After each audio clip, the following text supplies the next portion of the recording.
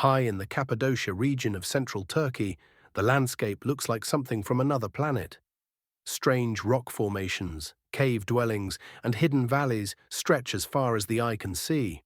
But beneath the ground lies something far more incredible and far more mysterious. Deep under the earth is an ancient city carved straight into the volcanic rock, big enough to hide tens of thousands of people. It has kitchens, stables, wineries, schools, wells, and even a church, all buried up to 18 stories underground. This is Derinkuyu, the largest and most elaborate underground city ever discovered. And even though archaeologists have studied it for decades, we still don't fully know who built it or why. For centuries, locals in Cappadocia had known about small underground rooms and tunnels scattered beneath their villages. Families sometimes used them as cellars, storage spaces, or even makeshift shelters during raids, but no one suspected how vast the underground world truly was.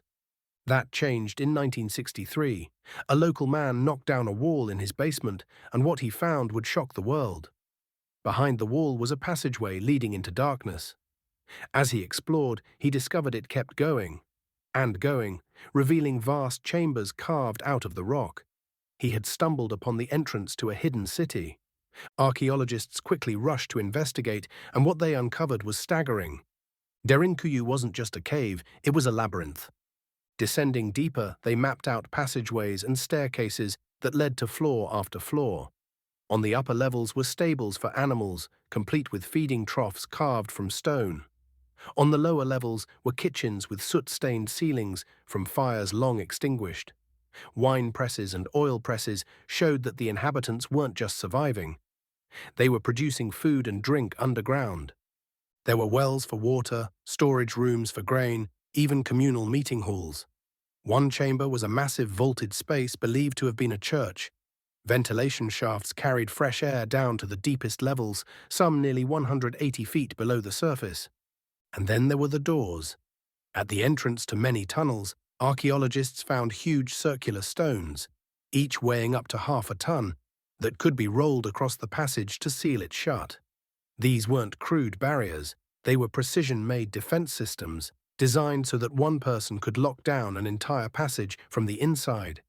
With these stone doors, the people of Derinkuyu could vanish into the earth and make themselves untouchable. But here's where the mystery deepens. Derinkuyu isn't unique. Throughout Cappadocia, archaeologists have identified hundreds of smaller underground settlements. Derinkuyu is simply the largest, capable of sheltering an estimated 20,000 people, along with their livestock and supplies. So who carved this enormous city beneath the ground? The problem is, no one really knows. The rock in Cappadocia is volcanic tough, soft enough to carve with simple tools, but stable enough to hold massive structures. That explains how it was possible. But the question of who actually did it, and when, is still debated. Some archaeologists believe the earliest tunnels may date back to the Hittites, an ancient empire that ruled parts of Anatolia around 1600 BC. Others argue it was the Phrygians, who rose to power after the fall of the Hittites around 1200 BC. Still others point to later groups, like early Christians, who are known to have used Cappadocia's underground cities as hiding places during Roman persecution. The truth may be that Derinkuyu was used and expanded by many civilizations over thousands of years. Perhaps the Hittites dug the first chambers, the Phrygians expanded them, and later Christians adapted them into a refuge, layer upon layer of history hidden beneath the ground. But what drove people to build such massive subterranean complexes in the first place? Theories range from practical to apocalyptic. The most widely accepted explanation is defense. Cappadocia has long been a crossroads of empires. Hittites, Persians, Greeks, Romans, Byzantines, Arabs, Mongols, and Ottomans all passed through. For ordinary villagers, invasions were a constant threat. By retreating into Derinkuyu, they could disappear from view and hold out for weeks or even months, safe behind their stone doors. The design of the city supports this theory. Narrow tunnels force intruders to advance single file, making defense easier. Wells ensured a fresh water supply, while hidden ventilation shafts kept the air flowing. Every detail seems geared toward long-term survival under siege. But there are more speculative theories as well. Some researchers have suggested Derinkuyu wasn't just about hiding from armies. It might have been built to escape something much larger. One theory points to natural disasters. Cappadocia is a volcanic region, and earthquakes have long plagued Anatolia. Could Derinkuyu have been a massive disaster shelter, a place to retreat from fire and ash raining down from the sky? Others go even further, speculating that the city was built in response to cataclysmic events at the end of the Ice Age. Perhaps floods, cosmic impacts, or climate upheavals that forced people underground. In this sense, Derinkuyu has been tied to global myths of lost civilizations and ancient cataclysms, even linked in fringe theories to Atlantis or survivors of a forgotten golden age. And of course, there are always the more out-there theories, that Derinkuyu was built not by ancient Anatolians, but with the help of some unknown advanced culture, or even visitors from beyond our world. Skeptics dismiss these ideas, but they highlight just how strange and impressive Derinkuyu really is. Because here's the thing, even if we stick to mainstream archaeology, Derinkuyu still defies easy explanation. Think about the logistics.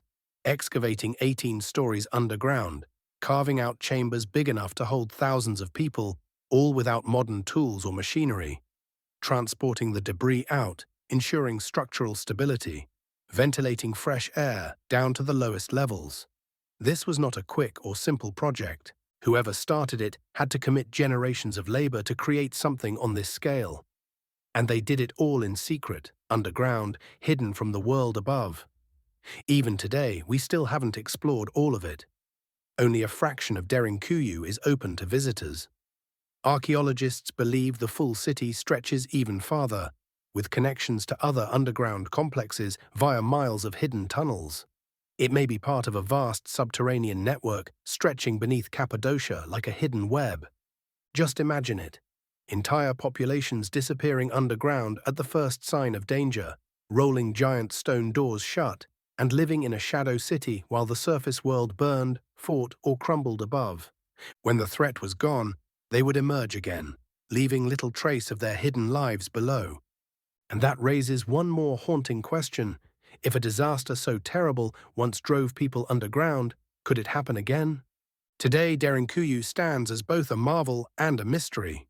Tourists can walk its tunnels, duck through its narrow passages, and feel the weight of the earth pressing down above them. But no one can say for sure who carved the first chamber or what desperate need drove them to dig so deep. What we do know is this. Derinkuyu proves that ancient people were capable of astonishing feats of engineering, organization, and survival. They weren't just passive victims of history. They adapted, innovated, and found ways to endure, even if it meant building a hidden world beneath their feet. And yet, the deeper we go, the more questions remain. Who first imagined this underground city? How many lives played out in the dark, far from the sun? And what secrets still lie buried in the parts we haven't yet uncovered? Derinkuyu may be silent now, but it whispers of a past both ingenious and mysterious. And until we solve its riddle, it will remain one of the greatest enigmas of the ancient world.